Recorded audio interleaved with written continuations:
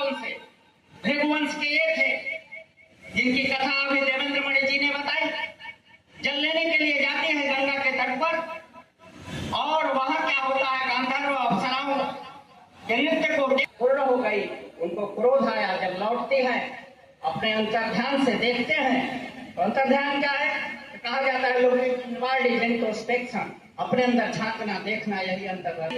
क्या कारण हुआ जिसके कारण विलंब हुआ? अपने चारों पुत्रों से कहा कि इनका वध कर दो। श्रीमान अशोक जी आ गए, स्वागत है मंच पर, आए आप भी। हमारे साहस ना हुआ और कुछ ही क्षणों में जैसे ही परशुराम पहुंचते हैं, पिता का आदेश था और दिया। पिता की आज्ञा मान करके उन्होंने कहा, ऐसा किया। जबकि कहा जाता है 9 मास तक मां अपने गर्भ में रखती है, मार्केट रेट से उस कोठरी की कीमत निकाल करके कोई दे दे, मां से ऋण हो जाए तो कोई नहीं हो सकता।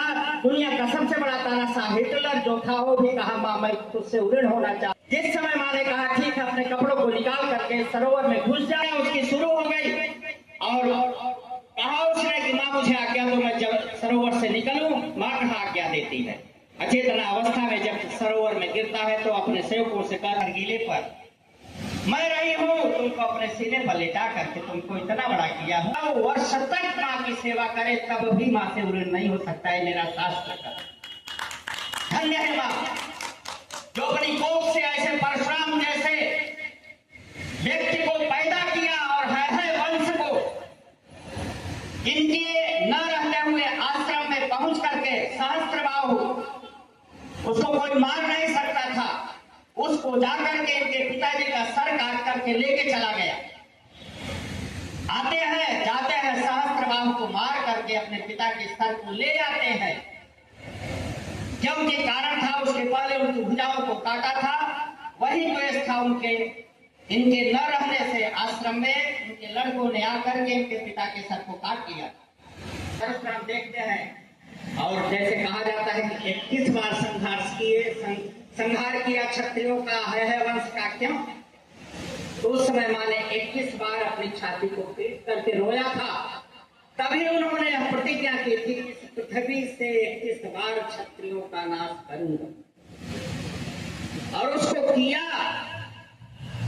गर्भ में अंतक के रूप में एक श्रीमद् भागवत के 9वें अध्याय के 9वें स्कंद का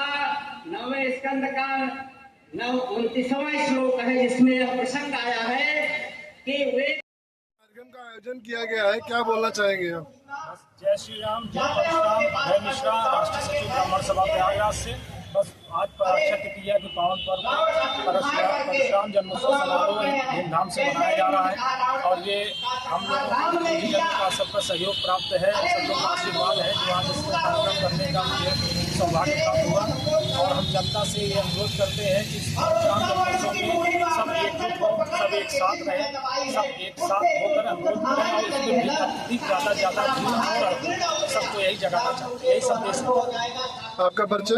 अभय मिश्रा, राष्ट्रीय सचिव ब्राह्मण सभा प्रयागराज।